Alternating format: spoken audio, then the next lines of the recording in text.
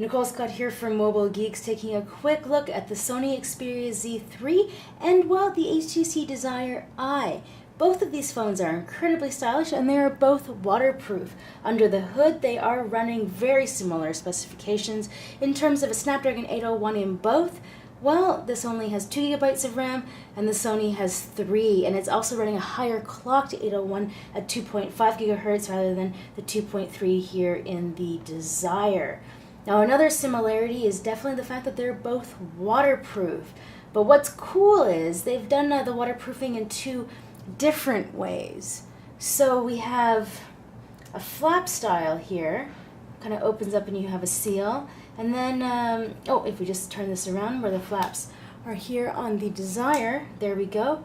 You can see that they kind of have this like a 2-piece kind of way that they've decided to do the seal there, which I think is pretty different, and it kind of maintains this nice seal. And the other thing that I like that HTC has done with this is that if you look at the bottom, they haven't covered the micro USB port with a flap. So they've done a kind of nano coating for waterproofing, similar to what would happen here at the top with the headphone jack. So I'm sure you've noticed the biggest difference here on the front is we have a giant 13 megapixel camera with a dual LED flash. Now here with the Sony, it's only 2.2, but on the back, we've got a 20.7 megapixel camera here and a 13.3. So Sony's rocking the HTC's rocking the 2 same cameras on the front and back. Now the displays are, like I mentioned before, also 5.2 inches, 1080p. This has triluminous display technology, and they are both quite bright. But what we're doing right now is we're basically just focusing on a general size comparison and hand feel.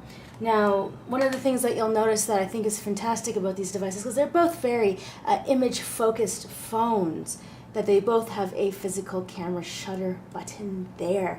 Now, there's definitely a thickness difference. So we have 8.5 millimeters here, 154 grams, and then we have 7.3 and 152 grams. So it might be thinner, but it's got the aluminum chassis around here that kind of adds weight, and then we also have the Gorilla Glass on the back.